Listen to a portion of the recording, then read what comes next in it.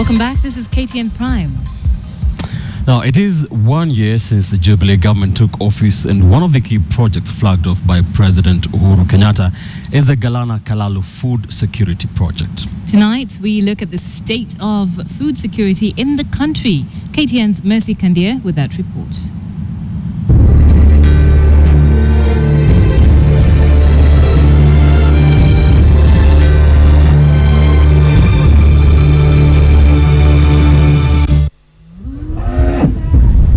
It is a country that hopes to feed its people, to have not just enough, but much more for its over 40 million citizens.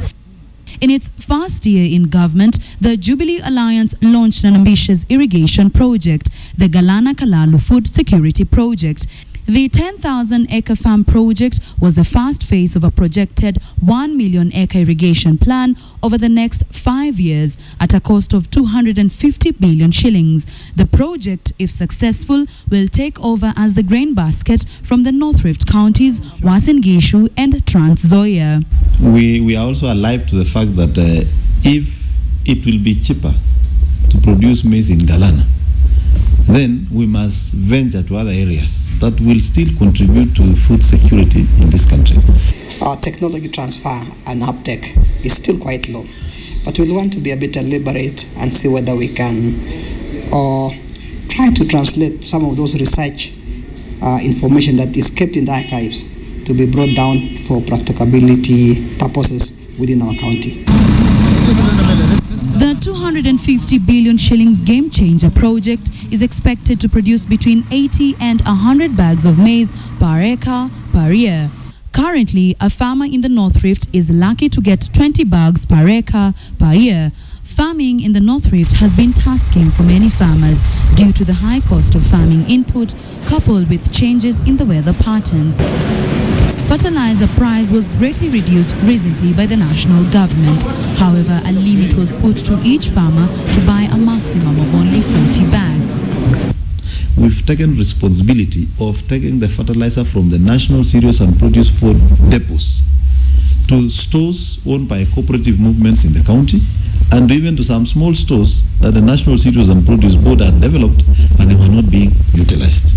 That way, we are reducing the time it takes for a farmer to get fertilizer. Two, we are making it more accessible to even a farmer who needs to plant just half an acre. We believe all this concerted effort will go towards increasing the amount of food we have in the county and by extension the country. Storage of produce has been an issue countrywide, thus the need for better storage facilities throughout the country and the need to promote value addition projects. Turkana and Baringo counties are currently experiencing drought, Turkana being the worst hit every year. The arid county relies heavily on food donations, a situation that is far from over. According to a seasonal report on the March, April, May long rains released by the Kenya Meteorological Department, the long rains expected in the northwestern region are projected to be below average, Turkana bracing for a prolonged dry spell.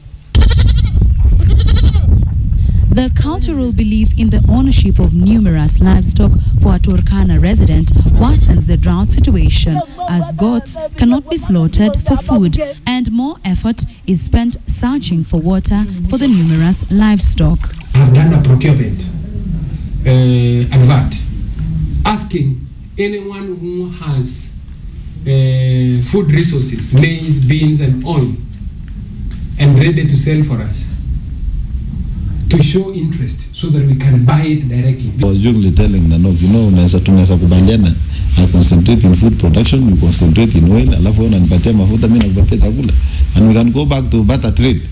The aquifer discovered at the Lotikipi Plains is enough to sustain the country for 70 years.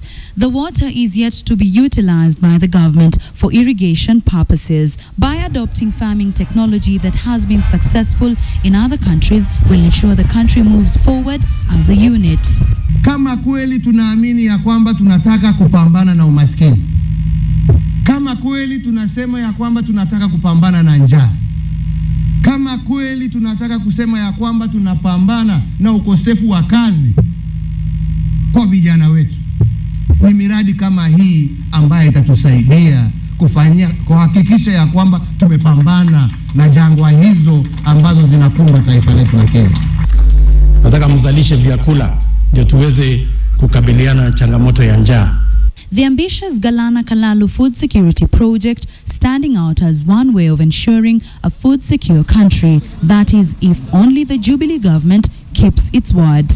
It is quite ironic for the North Rift region to be known as the country's breadbasket, while some counties within the same region are dying of hunger or depending on food aid. It is clear that the county and national government need to do much more on research and technology to do away with this problem.